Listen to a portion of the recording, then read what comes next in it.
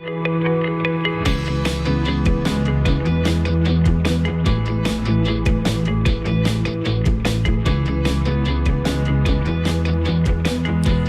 and welcome to Pastor's Perspective, sponsored by Calvary Chapel, Costa Mesa. My name is Brian Perez, and if you are listening on this Wednesday, the 17th of April, 2024, we are live, and we would love to chat with you. A little bit later, we're going to open up the phone lines to get your questions on the specific topic that we're dealing with today, because we have a special guest in the studio.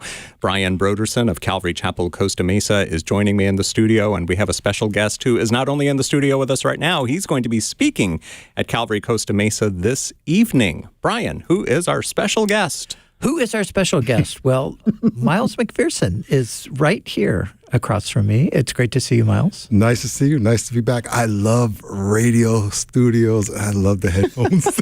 I'm like a little kid. I love the radio. I mean, the last time I had any kind of really serious conversation with you, I think was right in this room where you were sitting in that seat and I was sitting here. So it was a while ago.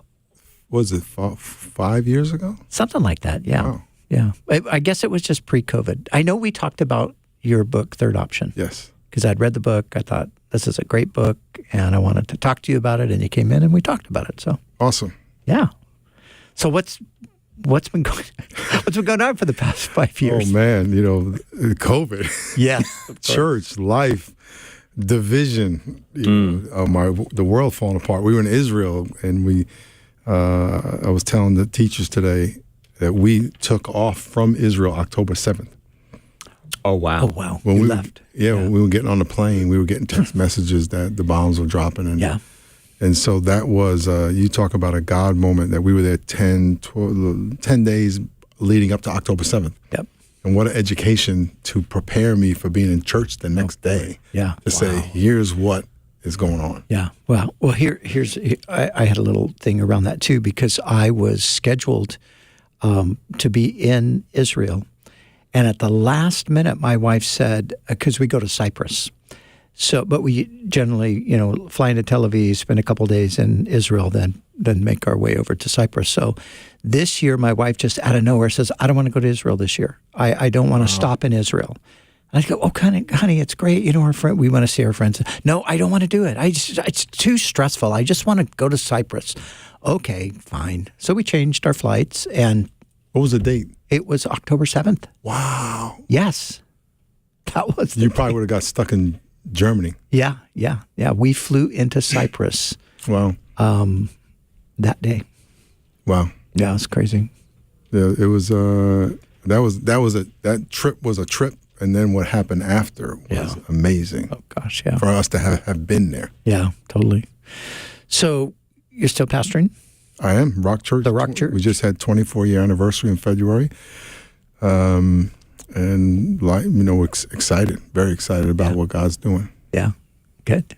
Well, you can tell us about some of it. But was there a specific thing that we were going to talk about today? Well, we kind of want to invite people to come out tonight to Calvary Chapel, Costa Mesa, Wednesday night at 6:30. Miles will be the guest speaker. This is part of the Calvary Chapel Schools night. We've invited Miles to come speak.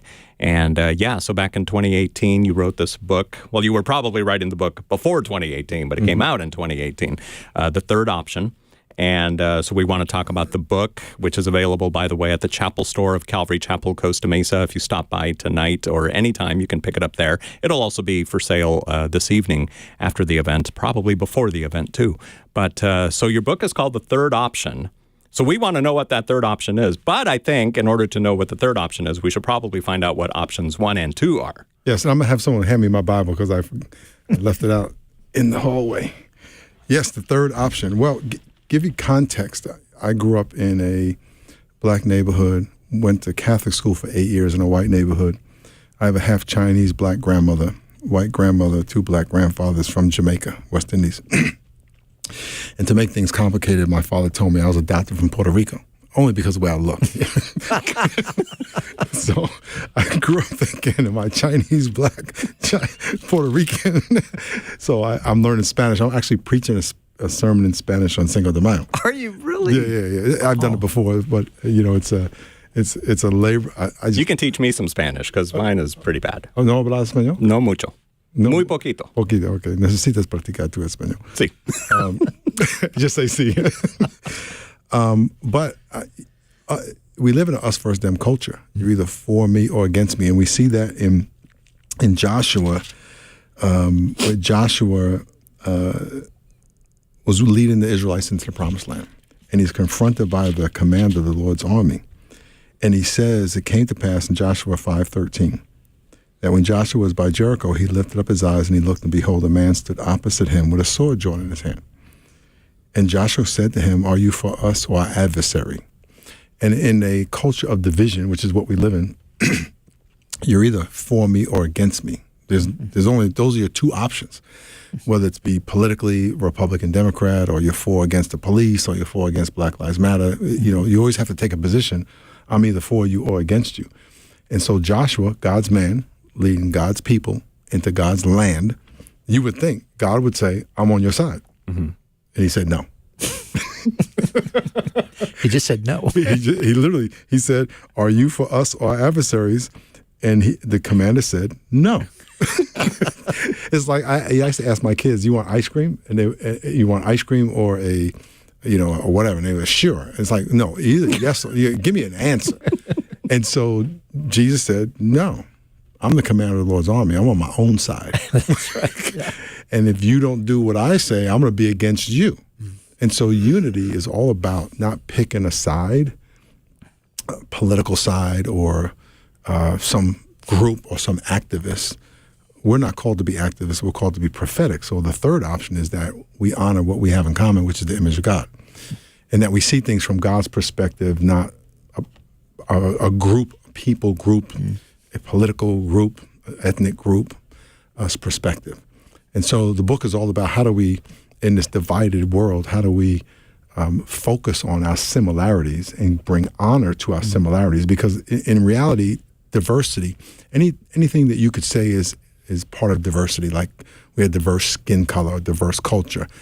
Really, all that really means is that they are variations of things that are the same. Mm-hmm. So if someone's black, white, brown, well, in reality, we're all brown. That's a whole nother story. But there are variations of color. Mm-hmm. We have variations of culture. We have variations of language. But the culture wants to say, you're this and I'm that, like we're different.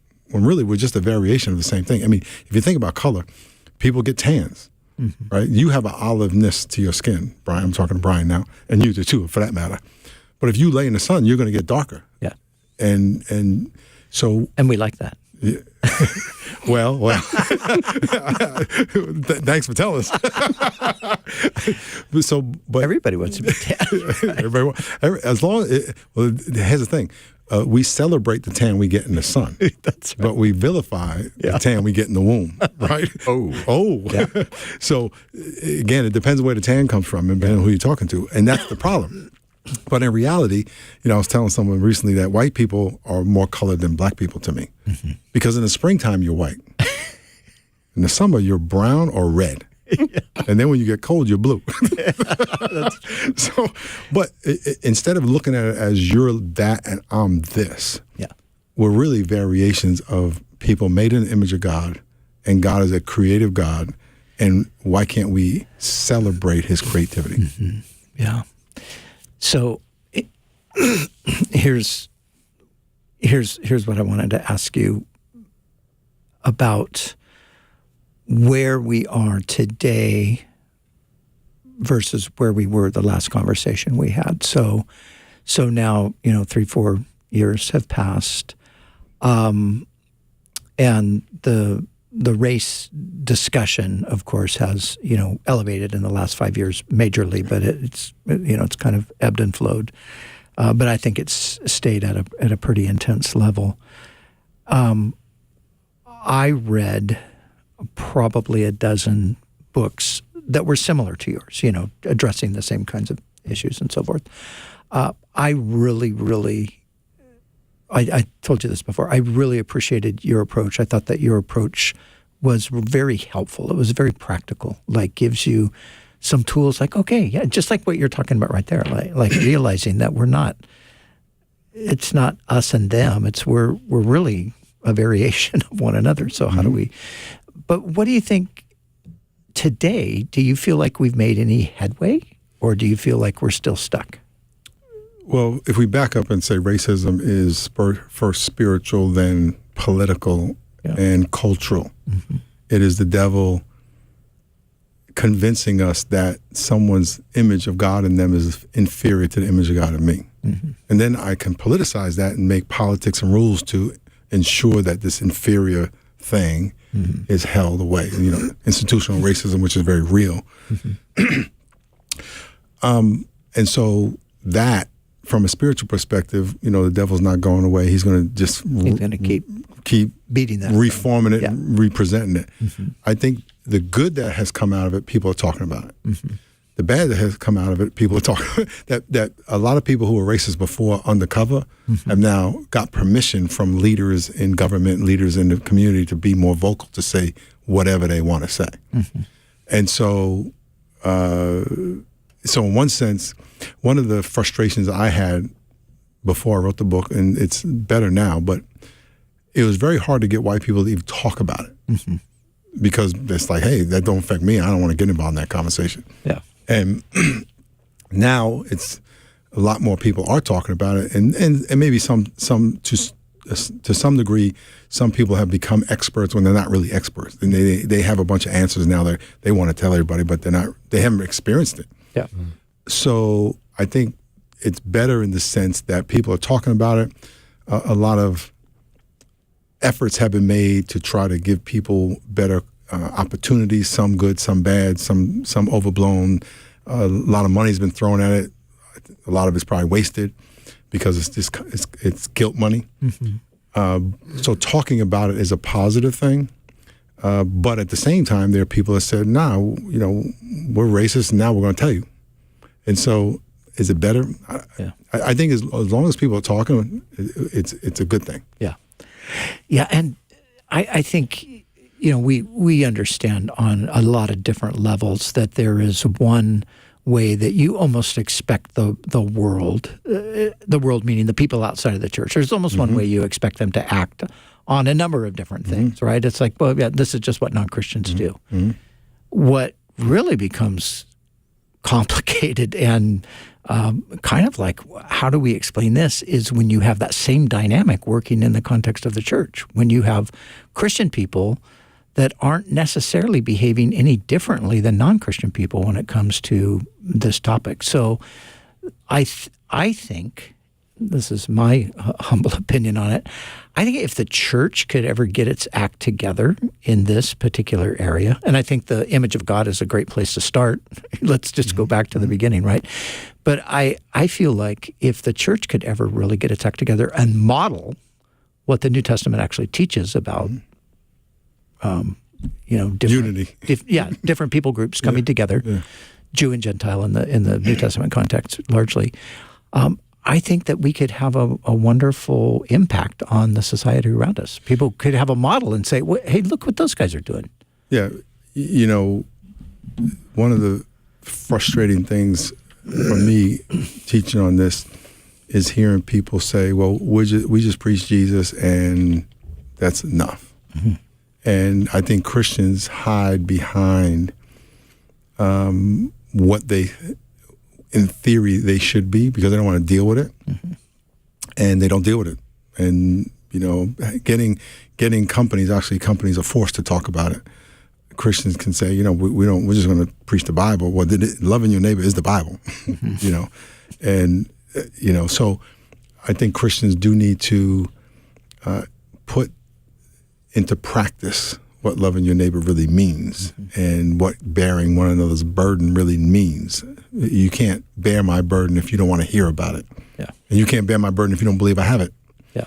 And so these are very practical, and I think the opportunity is great because right now there are people, and mostly, for the most part, whites in America can kind of isolate themselves from all the racial stuff before. Now they can't, because it's now. And that either some are saying, okay, I'm going to deal with it and learn and grow. And then others are like, I don't like it, because it's uncomfortable. But it's an opportunity for believers to say, I'm going to learn about what my black and brown, and hey, how about women? How about all the minority groups? What do they experience? Just out of love. I had a person tell me once they didn't see my color. And I know people say that, but they only say it when they see someone of color. So that proves that they can see the color. Because you never had a white person tell that to you, have you? Not lately. Not lately. And so but when I heard that, I had never heard that. And I thought they were colorblind, that they had like a stigma. Because in my neighborhood, we saw color. But one of the things that's saying is, and I'm not saying everybody that says that means this, but if you don't see someone's color, you can't identify with the burden that comes with the color.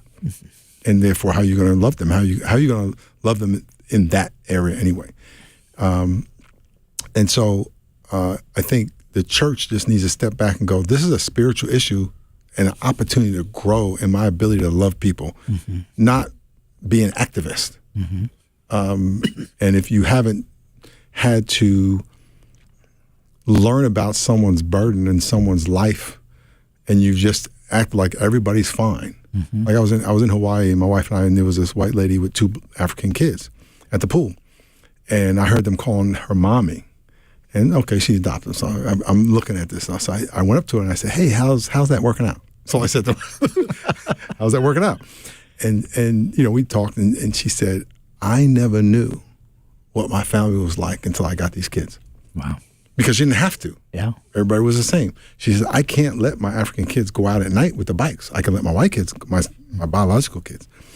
And that was an eye-opening experience for her, because when you don't have to deal with it, you can kind of act like it's not there and think people make it up.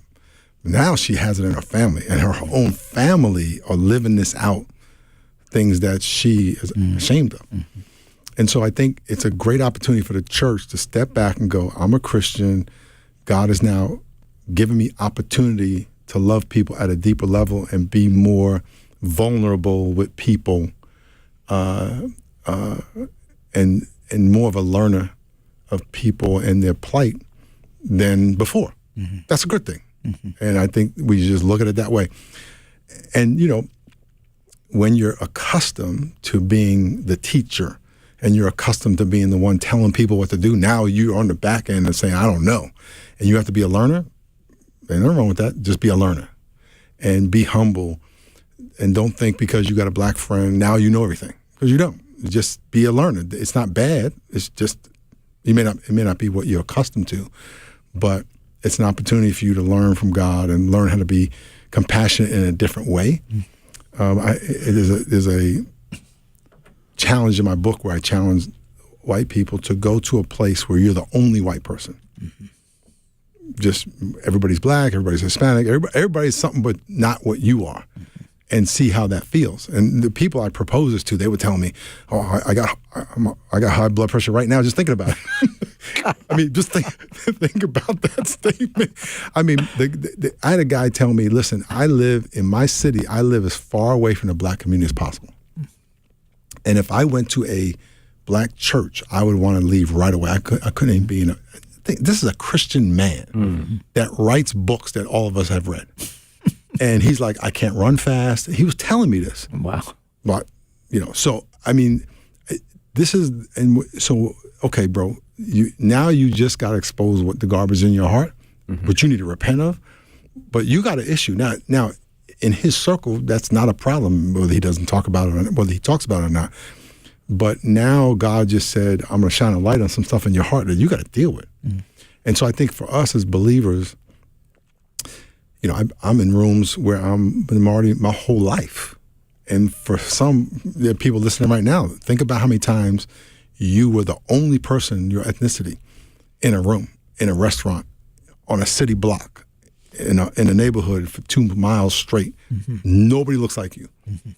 And I don't know, what did you feel? Have you ever been, do you drive around those opportunities? Well, what does that tell you?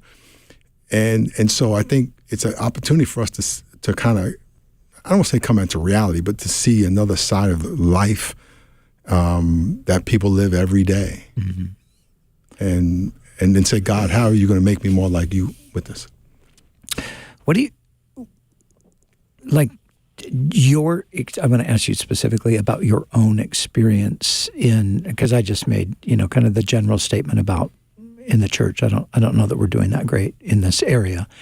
What's been your experience? Do you feel like, say, just in relation to the book, have you had a general positive reception among Christians with the book? Are people reaching out and saying, "Gosh, Miles, we really need to have some help with this"? Can you? Do you get a? The overwhelming majority of people love the idea of the third option, love the book, because they do. We have a DEI training called Similarity Training that we do in churches, but also secular organizations. Mm-hmm. And it's 6 sessions based on the content in the book. And it's a secular version, but we call it Similarity Training, not Diversity Training, because it's based on the fact that we're more similar. People love it because it's unifying. It's like, hey, everybody looks at each other and goes, "That makes sense to me." Mm-hmm. So I actually did a presentation in front of a group, and this lady stood up and she said, "I have a question for you." And I could tell it was a bad thing, or she was mad. And she says, "But before I ask you that question, let me tell you that was the best thing I ever heard on it." And then she asked me a question about nothing had to do with race, so it had to do with something else. Yeah. But no, the response is very positive. The only negative, I shouldn't say the only negative, the most negative thing is that whether people really want to talk about it. Yeah. Or whether they want to be the talk about it, they be the ones, because it's a landmine, especially for white people who it's a new topic. Yeah. And you don't want to say the wrong thing, and then people jump on you, and then there's some blacks think, "Oh, it's open season now, I can say what I want to say," right before I couldn't. So that complicates it. But the response to the book, to the idea is like, this is a solution to bring us together. And I think we have to be okay. In the training, we have 6 modules and 6 videos, teaching and workbook. And you can go to thirdoptiontraining.com to get that. But in each module, I say we're all on a journey. And so give each other grace because we're all learning. And everybody will be learning for the rest of their life. And, I've been talking about this myself forever, for 40 years. Yeah. My brother was a Heisman runner-up as a quarterback in 1987. My brother was #1 rated passer in the nation in 1987, but my brother's black. Black quarterbacks in 1987 were converted to wide receivers. Mm-hmm. Troy Aikman, legitimate, well-deserving Hall of Famer, was ranked #2 to my brother. Mm-hmm. Troy Aikman was the #1 draft choice. My brother was drafted in the 5th round. And so that conversation about that and having to hear people say, "Well, it wasn't because of that." I'm like, bro, 4th in the nation, Sugar Bowl, undefeated, #1 rated. Come on, he won 18 Player of the Year awards in NC2A Division I football. And you're going to tell me, what are you talking about? And at that time. Yeah. And so that was kind of a big spark in my life, defending him. Yeah. And looking at his backup, who was white, get a job as a quarterback on the team that didn't draft him because they wanted to move him to his position. And so, when you live that, and I can go on and on, but when you live that, being able to have a conversation with people was so difficult back then. Now you can have conversations with people, but a lot of people didn't want to talk about it. Yeah. But so I think today people want to talk about it, they want to learn, and to be able to give practical solutions and perspectives on the topic is what I love to do. Mm-hmm. So it sounds like in some ways you feel like we maybe are inching forward. We're maybe making some progress. Yeah, I mean,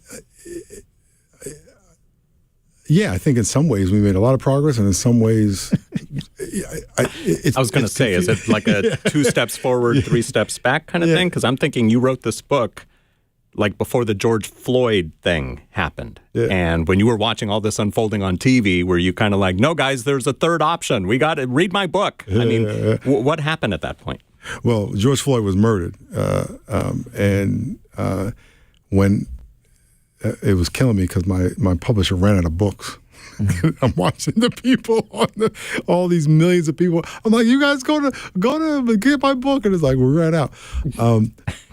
People, it's a spiritual thing. People, there was a lot of pent up anger, right? Because all the police brutality cases that were kind of ignored, and all the other racism, and so it exploded, and we've that explosion, the shrapnel is still simmering through the country, and the country's very different. And I think a lot of well-meaning people put things into place to help. But here's the thing. It's a heart issue. You can't legislate love. Mm-hmm. And so you can tell me I have to work there with you, or you have to give me this, financial benefit, but it doesn't mean you're going to love me. And so at the end of the day, the only solution is a changed heart. Mm-hmm. The Bible says from the heart come murders and fornication, etc. Laws will never change that. And so at the end of the day, unless people's hearts are changed, now, over time, if you're in a room with a guy who's Mexican and you never met a Mexican, you may go, oh, you know what, they're not really that bad, or vice versa. And so there's change there. But at the end of the day, it's about really the heart. Yeah. And yes, a lot of people are more open. But to say whether good, I think the fact that we're talking about it is very good, is very positive. Yeah. Yeah. And, there's been a lot of polarization. I think there's some parts of the culture where on either side, it's always, it's a topic of it's like 24/7. This is all people are talking about. They're just talking about, on the one side, they're talking about racism. On the other side, they're talking about, DEI or whatever. And there's like these worlds that exist, and Twitter or X, mm-hmm. as it is known now, is one of those worlds, where it's just like, it's just constant, this kind of stuff going on.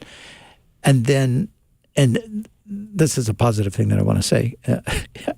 As I look at those two worlds, sometimes I think, I wonder how many people are just numb. But I wonder how many there are. I think there is a section of the culture that wants to keep the fires burning, that wants to keep stoking it, that wants to just keep the controversy going. And then, you walk out your door and you kind of go out and live your life, and you're like, people are okay.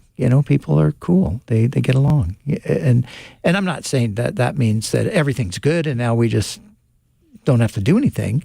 But I look at that and I think, okay, there are some people that are never going to be happy with any solution because that's not their objective. Their objective is just to keep causing trouble, stirring things up. But I am thankful that I think there are a large number of people that just, we want to live together. We do want to get along. We want at the end of the day, if you just take one person at a time and love somebody, the person in front of you, yes, life is going to be good. It's going to be good. Life is going to be good. And I happen to have a lot of relationships with all kinds of people all my life, so I don't really have, and I've had a lot of racism. But if you love people and give people grace to make mistakes, and move on and don't stress, but people make money from division. Yeah. Mm-hmm. No doubt about it. Yeah. But we have this training at Third Option training.com. And the Third Option Training. The Third Option Training. I looked it up, yeah. The Third Option Training.com. And you can get the training for your school, for your church, for your business. And we'd love to come help you. That'd be awesome. TheThirdOptionTraining.com is where you can find out more. This is Pastor's Perspective. I'm Brian Perez, here with Brian Broderson of Calvary Chapel, Costa Mesa, which is where our guest is going to be speaking tonight. It is Pastor Miles McPherson from the Rock Church in San Diego, also known as the Skittles Church. I read that in your book, and you can explain that when we come back, why you call it the Skittles Church. But give us a call if you've got questions about the topic. 888-564-6173 is our number. We are are here live until 4 p.m. Pacific time on this Wednesday, the 17th of April, 888-564-6173. And for more information about Calvary Chapel Costa Mesa, where Miles will be speaking tonight, check out cccm.com. We're going to take a break. We'll be back in a few minutes. 888-564-6173.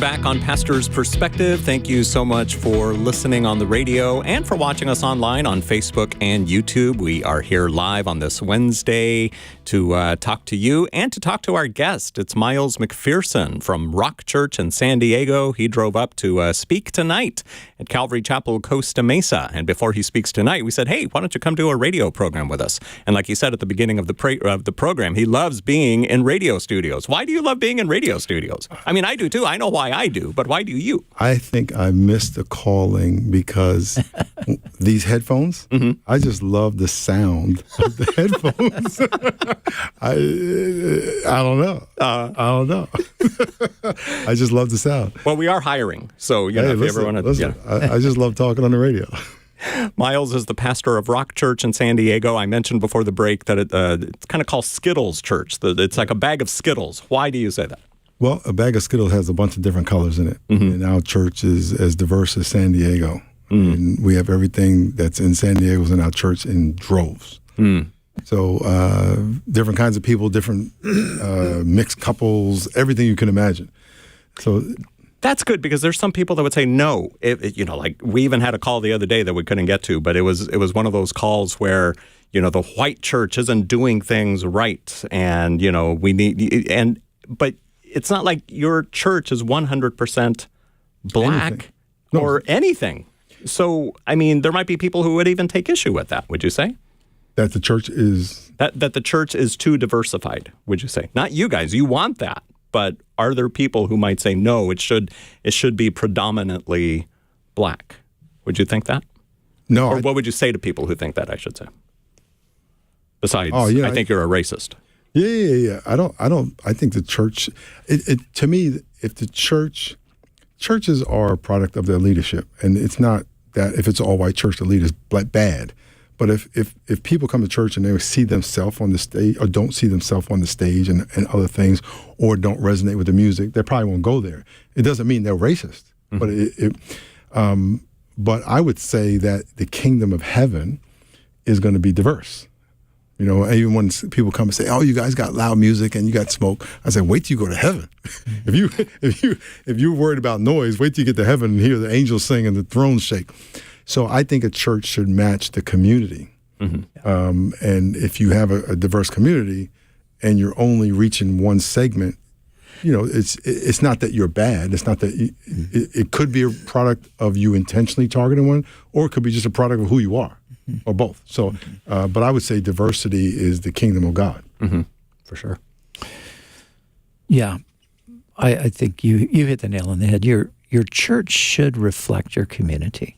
So I think if you're doing it right, biblically, I mean, then you're going to draw people from your community, and it's not going to be a matter of, you know, skin color or cultural background or whatever. You know, I think any multicultural or multi-ethnic community should have multi-ethnic churches too. Yeah. So there's a concept in called redlining, where banks would take a red pen and put it around a community, say we're going to hike up loans in this community. Yep. And this is an example of institutional racism. I see someone ask about that. Churches do that. They say, we're going to be here, but we're going to minister in this community. But we're not going to go 5 minutes over here. Now, we'll fly over the ocean to go to Africa because we're only going to be there a week. or we'll go to Tijuana, but we're not going to go 5 minutes down the road. And is that racist? I think that only a pastor can know why that is. But probably a lot of fear. But I think that we have the gospel. God, you've given us this geographic area. Let us not carve out just the places we feel comfortable. Yeah. You've given us these people. Let's test our love for them and our courage to go minister to them. And you know, it's so much more exciting to have diversity. It's great. I love it. I love the fact that our church, I think it's reflective of our community. And I love talking to people from Asia and having a conversation Sunday morning with a Japanese husband and wife who live here but just returned from a trip to Tokyo. You know, they grew up there and everything, and just to kind of get their take, just to hear what they have to say about it. Or I might talk to a family from Africa, or a family from Long Beach, or a family that's driving in from LA. They just feel like, we want to be at this church. I think that's one of the richest aspects of what we have with the church. And I don't know why anybody would not want that. To me, it just seems like homogenous, unless you're just in an entirely homogenous community. Yeah, and I think that the evidence of love your neighbor as yourself and loving your enemies, if you will, the most vivid evidence of that is to have a diverse group of people loving each other. Yeah. When you walk into a place and see all these kind of people, the first thing you're going to ask is, what is going on? Yeah, exactly. It must be a concert of some entertainer, but to see people from all different walks of life worship a single God is probably the most, a very vivid evidence that something is happening. Something's happening, yeah. Yeah, I love that. Would you say, Miles McPherson, that everybody has a little bit of racism in them, some kind of bias or something? Because there's a lot of people who might be thinking, no, not me. I love everybody. But do you ever think that there might be at least a little trace? Yeah, I think that, we're all sinners. You know, someone asked me the other day, is someone born this way? And we were talking about being gay or something like that. I said, the way you were born doesn't matter. Because what I mean by that is if you were born with cancer, the question is cancer wrong? It's not whether you were born with it, because if you're born with cancer, they're still going to try to fix it. And so we're born sinners. We're born murderers. We're born adulterers. We're born fornicators, right? We're born with the propensity to disobey God. So I don't know. I have to think about it, if there's sins we're not born with the proclivity to do. And so I think that racism is such an inflammatory term. I think that we are all born with the idea that I'm going to be around people, that I'm going to be most comfortable with people like me. and what I'm taught is like me is really the question. Is it people who look like me, or is it athletes, or is it rich people like me? And so I think all people, and in our training, one of our sessions is called grouping. And grouping is identifying people as like me or not like me, in group, out group. And people who are like me are people who have something in common with me. But I decide that. So you're a guy, so okay, you're like me, but you're Mexican. So I could say you're not like me. So I have to decide, am I going to choose the part of you that's like me or not? And Right. so we all grow up like that. And sometimes that is, if you grow up in a white neighborhood or black neighborhood, people who look different than you are going to be the other, at least initially, until you get to know them. So I think we all have a tendency to be comfortable with people who are like us. That's just kind of human nature.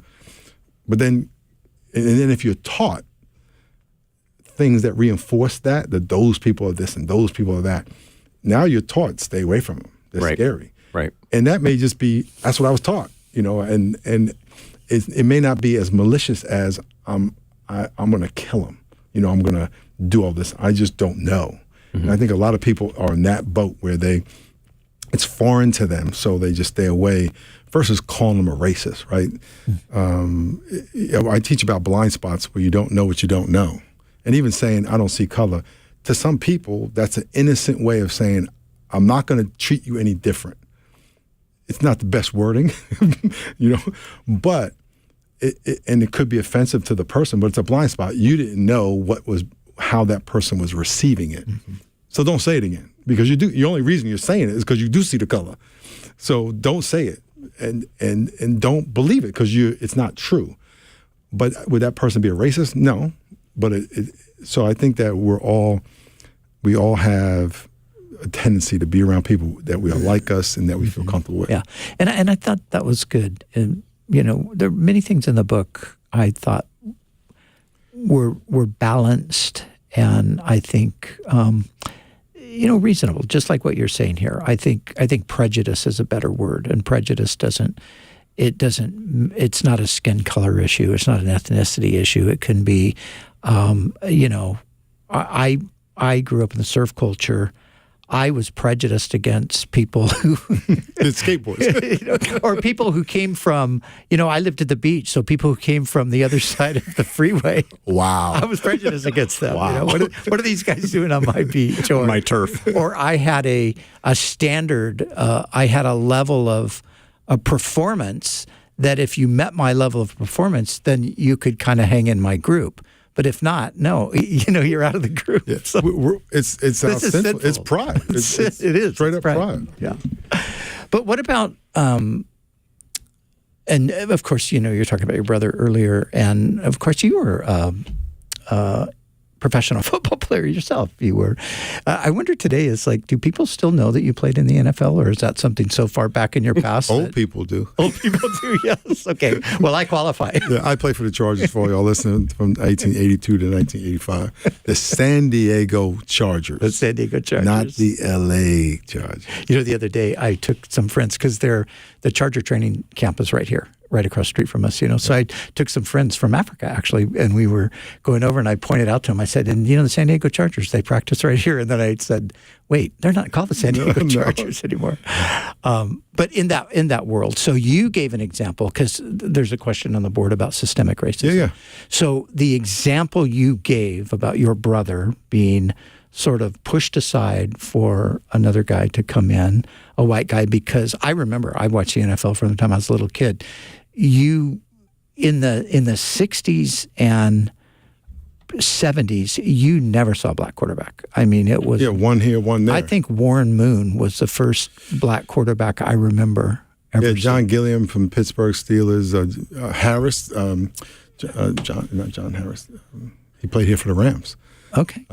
Jim Harris, I think it was. Yeah. But yeah, that's the example of systematic.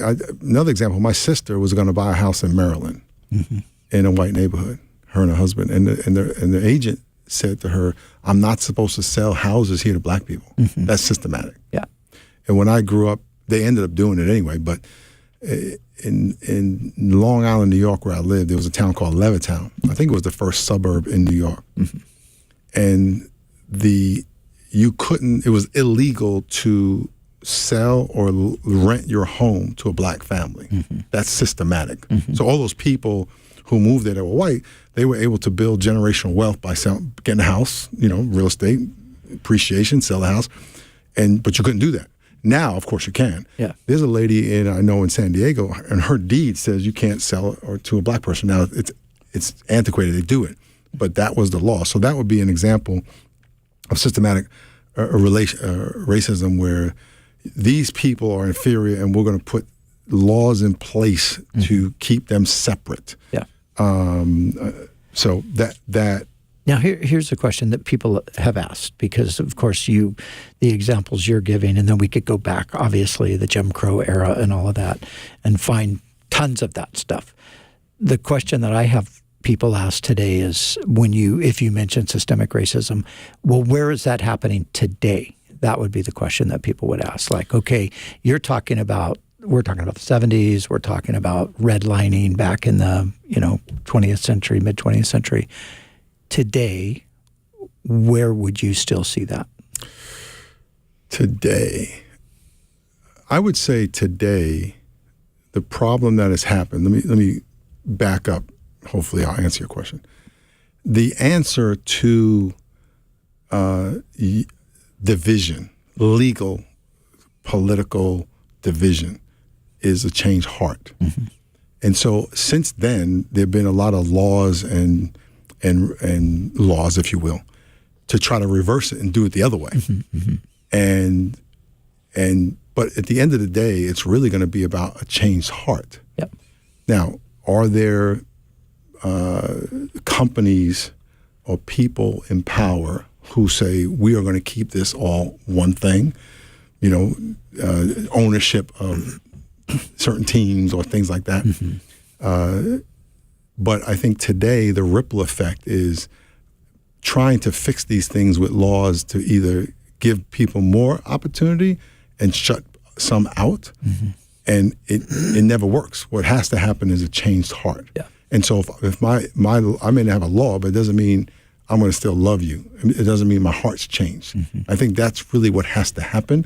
And so the racism now is people in charge saying, I'm not going to write anything down. But for me, my policy, like I was just talking to somebody the other day that they were talking about, and I think, I wasn't at church, but that would be my answer to today.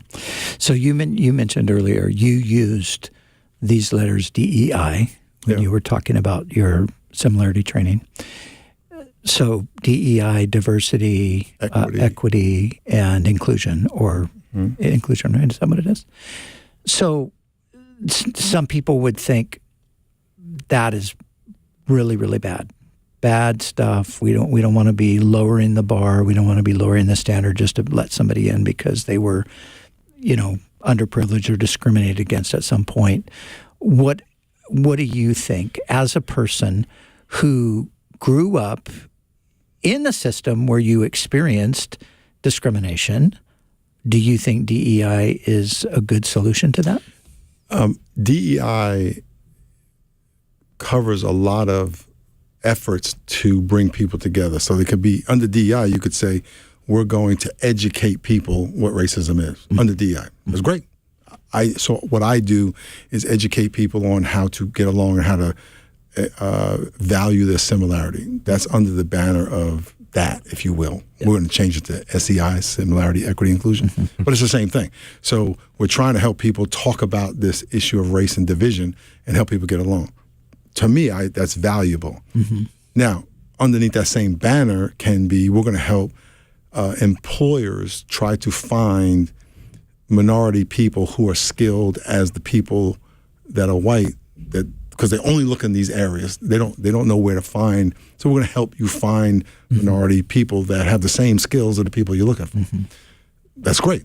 Okay, get opportunity, access, because people have access. I was at a school the other day, and I was asking these kids what they're going to do when they grow up, and this kid said, "I'm going to take over my family business." He has access. Fabulous. Some people don't have access to things. So how can we give access to more people? I think that's a positive thing. I think the problem comes when you start to say, because you're this, you you have a lesser requirement. Now, if you happen to not have gone to this school, we want to help you make sure you get the same education. That should happen. But I think it's dangerous when you, and it's offensive. Like I've had people say to me, "Hey, you're a credit to your race." I'm like, "Man, what do you think of my race?" Yeah. Yeah, that was a compliment. Right, is that a compliment? Hey, or you talk really good for an athlete. What did you expect? So I think don't insult me by saying we're going to give you, even though you're not really as good as. Yeah. And so I think that's offensive to people. I think we should. I think all humans are made in the image of God, and they have crazy potential. Yeah. And we need to nurture that potential. Yeah. So under DEI, people who say it's all bad don't really know all what it means, and they probably don't believe that there is racism, and there's different kinds. There's personally mediated racism, which says I'm just not going to hire black people, or I'm not going to hire white people, or I'm not going to hire Mexicans. Right? There's people who think that and believe that. Right? So, DEI is kind of like the police. I shouldn't say the police. In some forms, of saying we're going to make sure everybody at least is aware. Yeah.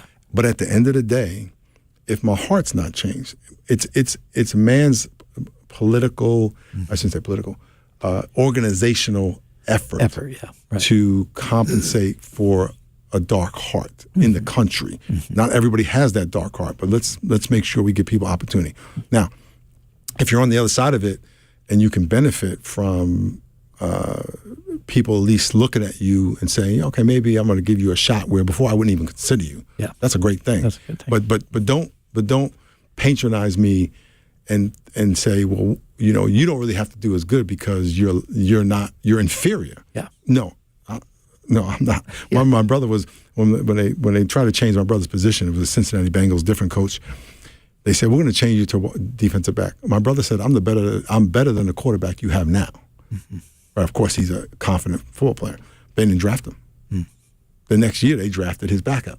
Or I don't know if he's drafted or he got a free agent. But, don't patronize me. I'm a quarterback. That's what I am. Yeah. And, he had to live that out. And at the time, he didn't get the great opportunity he should have. And he only played a couple of years, went to Canada. But at least he was true to what he was called to do. Yeah. So I don't think we should patronize people. I think we should challenge them. And now, there's another kind of racism called internalized racism, where you believe what you've been told and you live down to it. That's a whole nother topic. You just live with a heavy inferiority because that's just what you grew up thinking about yourself. Yeah, you're told you're less than, and you say, okay, I'm just going to go for the lesser job. And I'm not going to aspire because I'm never going to get an opportunity, and you negotiate yourself out of it. Now, I would say in today's age, there's a lot of that, but there's a lot of people saying, nah, I'm going to go out and get mine. Yeah. And they do. And they're realizing, no, we've always had this opportunity. I mean, ability. Yeah. So I think people who say DEI, I think that it's not a perfect system because only love can really make it work, but it's an effort to help people at least stop doing the same thing, thinking we're going to bring about a different result, which is unity. Yeah. Your book is called The Third Option, so there's people listening who are saying, yes, this is what I want to do. I'm going to get this book. I'm going to sign up for the training because I really want to get in on this. I believe the third option is the right option. But now they might be apprehensive to engage with someone because that person might want to take the us versus them approach. So how do you bring that in? Well, you are going to you're surrounded by us versus them people. And the book is designed to equip you, encourage you to engage those people, love those people. Because you're going to learn about blind spots. People don't know what they don't know. You're going to learn about grouping, how, they probably put you in another category, but you can recategorize them and say, look, you're like me because you're a man. You're like me because your son and daughter's on my soccer team, right? We have more things in common. So as they learn that information and those skills, they're able to interact with those people, which is the whole point, is that how do I interact with people, not the people who have read the book like me, but people who haven't read the book. And I would tell you the same thing.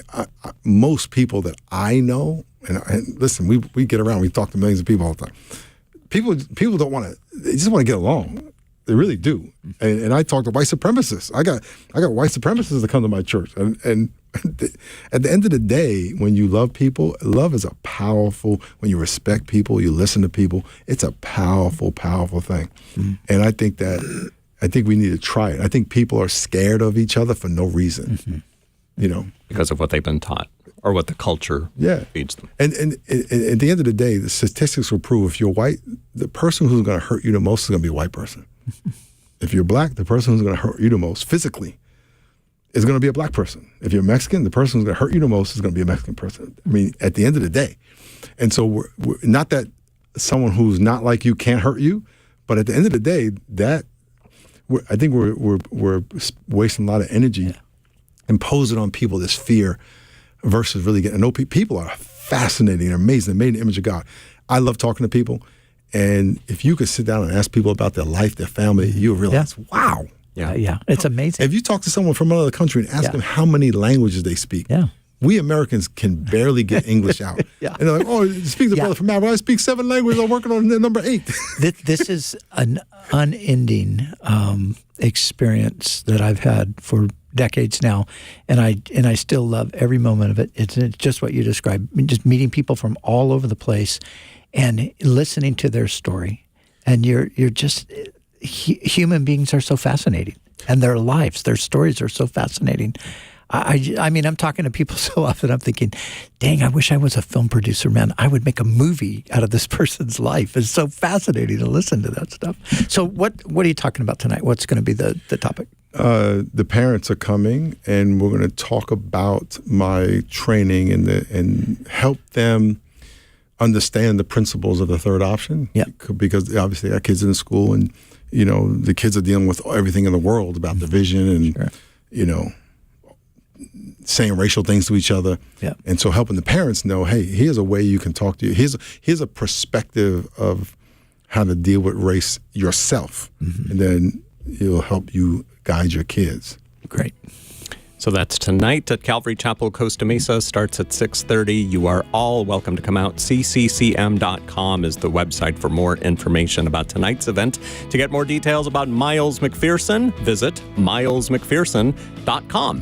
McPherson. That's how you spell McPherson. You can purchase Miles's book there, and you can find out about the training as well, the third option similarity training, again at milesmcpherson.com. Thank you all for joining us today. God bless you. Thanks for listening. Thanks for watching. Today's episode will be archived on Facebook, YouTube, Spotify, and Apple Podcasts a little bit later, so check it out. Share it with your friends as well.